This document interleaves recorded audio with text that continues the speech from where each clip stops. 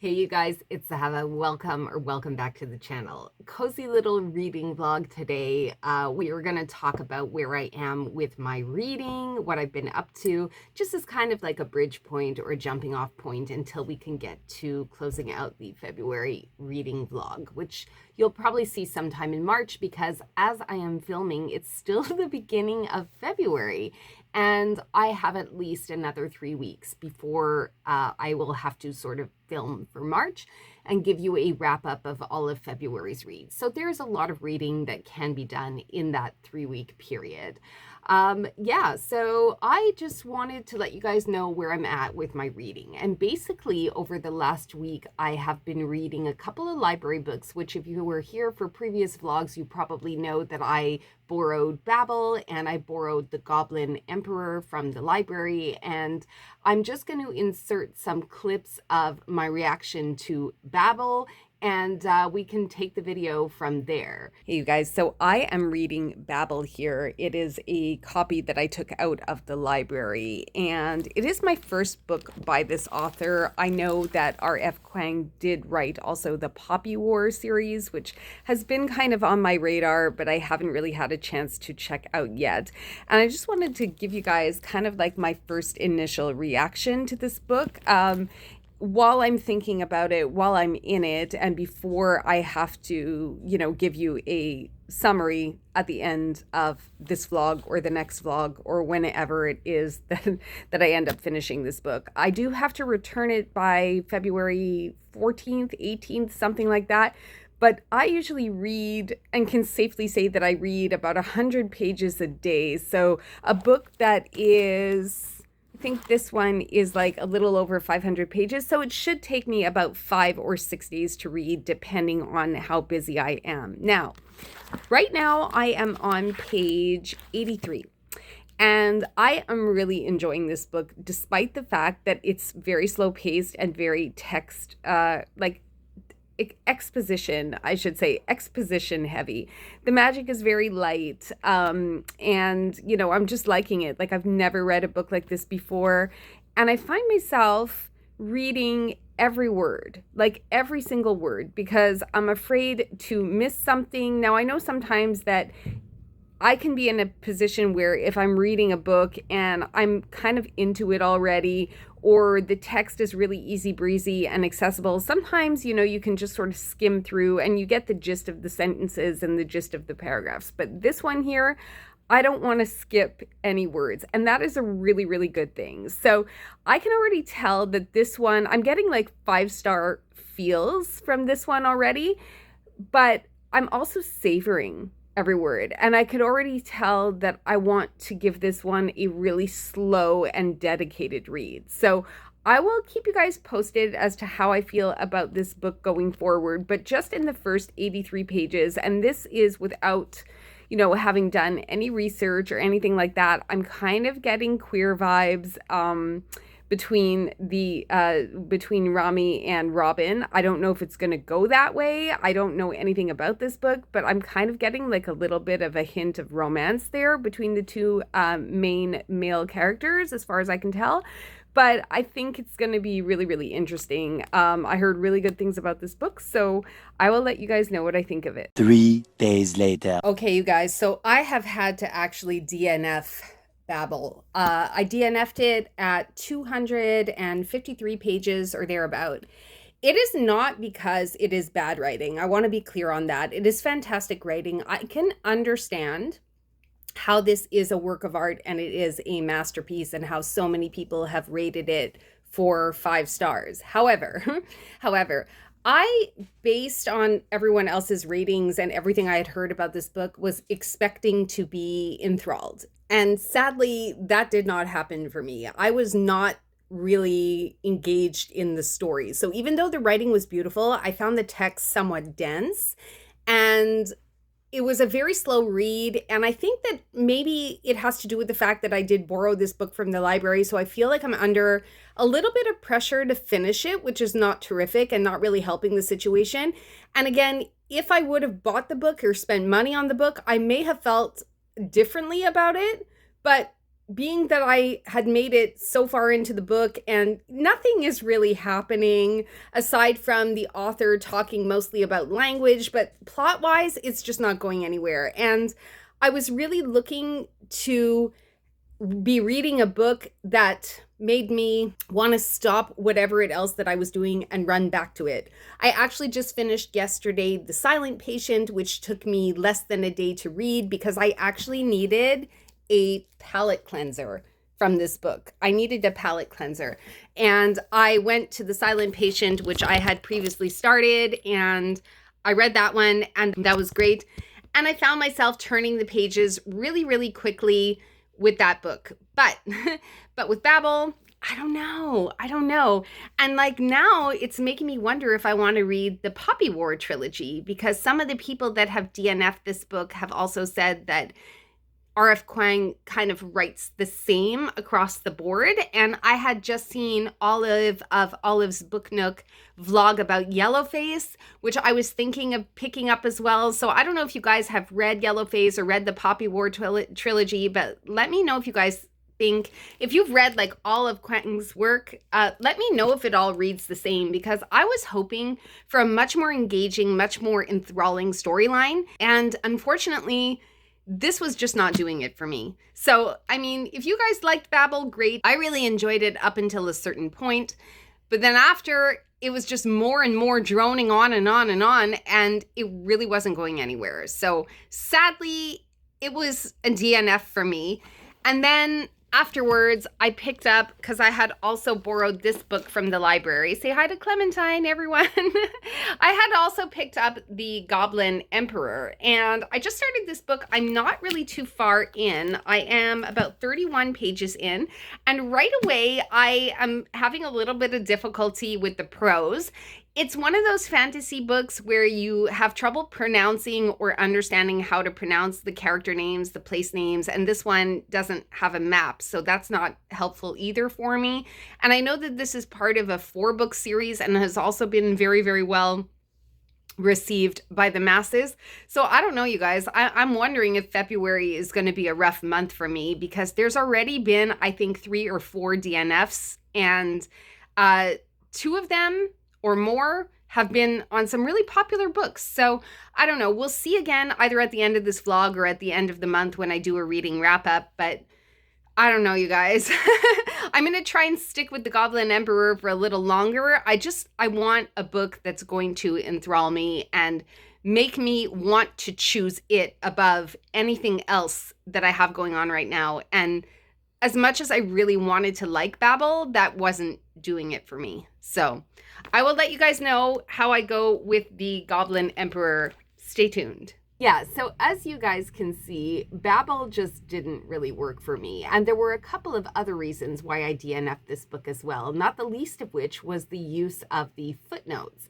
I found those very, very distracting, like very distracting from my reading experience. And while I understand that they were meant to be there to enhance the reading experience and enhance your enjoyment of the book, unfortunately for me, especially since I could see in my peripheral vision that there were footnotes at the bottom, I found myself jumping around a lot trying to find where the asterisks were in the text, in the prose, in order to be able to associate them with the footnotes, which sometimes I couldn't tell if they were providing real historical data or fictitious data having to do with the story. So I found the footnotes, though stylistically very bold. It was certainly like a bold choice to include that, and fun. And again, I can see where there would be some mastery in terms of the writing and execution of the book.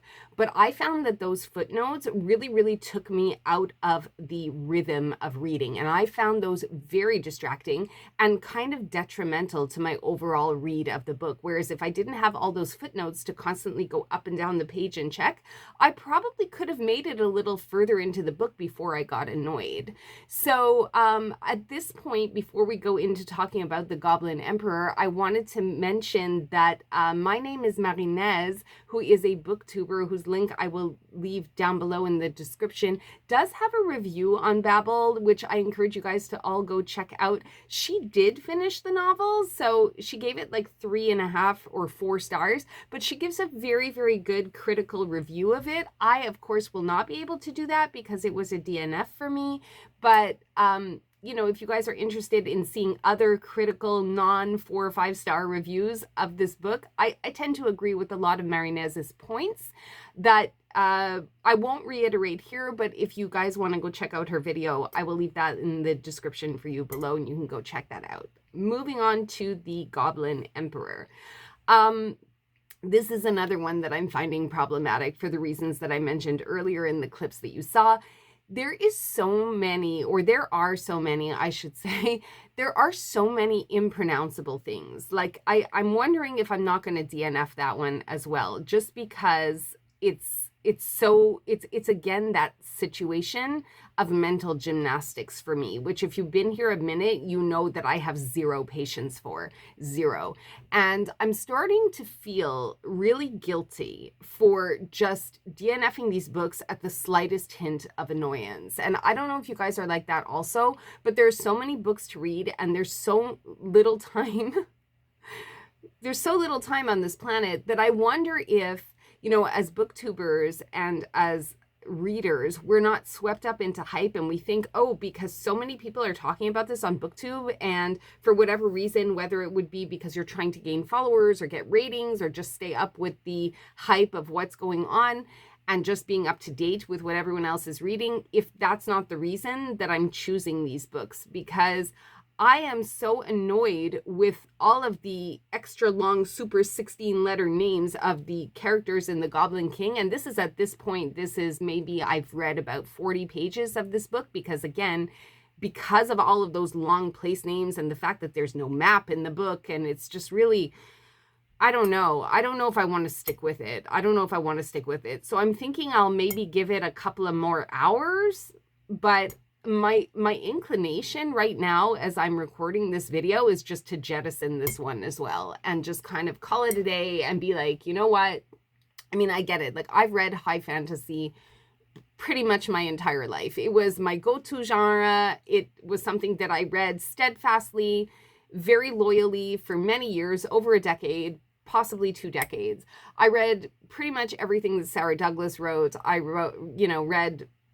So it took up a good chunk of my fantasy reading time, but I read a lot of Terry Brooks and Terry Goodkind, and I've done my fair share of fantasy with weird names and things like that. I just don't know if, you know, in my 40s I have the patience for that. I just don't know. So I'm actually thinking that I'm probably going to DNF The Goblin Emperor as well, and that might be very sad. It might be a very good story. It may, it may trigger a lot of people that are fans of these 2 novels, that being Babbel and The Goblin Emperor. It may trigger a lot of people. If you guys love those books, good on you. You know, like that's perfect for you. But I just don't know if I have the patience. It could be just the mood that I'm in, the season that I'm in my life, where I just don't have the patience to sit and do mental gymnastics. And when I look at the back of The Goblin Emperor, there's a whole list of places and characters and things like that that I just can't, I can't make heads or tails of. I understand that the author is trying to create a world. It is all part and parcel of world building. And I just don't know if I have the patience to do something like that, to get really, really involved in like the intricate, inner workings of a world where there's prefixes and suffixes and guides on how to pronounce the names. And I don't know, it's a beautiful effort. I don't know if I have the patience for it. So I'm probably going to end up DNFing The Goblin Emperor as well. I think I may have said The Goblin King before, which is not what the book is. It's The Goblin Emperor.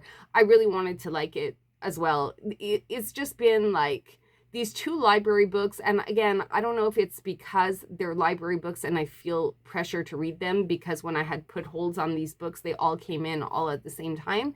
So it could be that as well. But I'm really disappointed. I'm disappointed in the books. I'm disappointed in myself for not having the patience to finish them. It could just be where I am in my life right now. It could just be, I don't know. I don't know what it is. And maybe if I had owned the books and could have soft DNF'd them and put them down for another time, or didn't feel that I had pressure to return them to the library, it would have been a different situation in my head, but somehow I doubt it. Somehow I think I'm just making excuses and looking for permission to put books down that are not working for me. And I think that part of that reluctance is that I'm scared to appear unintelligent. And I think that that is probably something that a lot of people go through as readers. It's that if you put a book down that isn't working for you, that the masses seem to really enjoy, does that mean that you're not smart? Does that mean that you're not getting it, so to speak? Or does it just mean that you don't want to voluntarily make your life more complicated when you don't need to be? For example, I am reading on Kindle Unlimited right now, Dark Fae, which is the Ruthless Boys of the Zodiac book 1. It is a mindless read, but sometimes you just need that mindless read. It's not something we're going to talk about. It's not something we're going to necessarily vlog about, because if you've been here before, you know that it's an absolutely embarrassing thing for me to admit. But I can read it fast. I can check it off a list fast. And it's not requiring any mental gymnastics of me. I tend to, I keep going back to the fact that things are potentially feeling this way for me because I borrowed these books from the library. And right away I can negate that because I borrowed A Sorceress Comes to Call and I really like that book. So I don't know, you guys. Let me know what you think in the comments. This has not been a great vlog. It's been kind of a depressing one, so I can understand, if you guys have clicked off by now. I'm sorry. If you guys are still here, that's amazing. Please send me a heart in the comments at the bottom of this video so that I know that you're thinking of me as I'm going through the struggle. I think that I've decided that I'm going to DNF the Goblin Emperor, and that is going to be 110% because the author chose so many names and places and things that are just impronounceable to me, and it's requiring me to learn a new language, and I am just not down for that. I'm just not down for that. I want an enthralling, easy read, and so far this month it has been pretty crappy. I did, as I mentioned before, finish The Silent Patient, so that one was a good read. That was really fast. I went through that within like hours. I finished that one in a day, but that being said, it just didn't give me 5-star feels. So, not a great vlog, you guys, not a great vlog. Sometimes reading is like that. So maybe I'm in a slump. I don't know. Anyway, I would welcome any of your comments, any level of sympathy. Maybe if you guys just let me know if you, are feeling the same way or have ever felt the same way about books that the masses have really taken to that have just not been for you. I would love to know that. So thank you guys so much for tuning in today to this reading vlog update, and hopefully I will have a happier one for you sooner than later. And I just want to let you know that if you've stayed until the end of the video, you know that you're absolutely my favorite, and I will see you again in the next one. Ciao for now.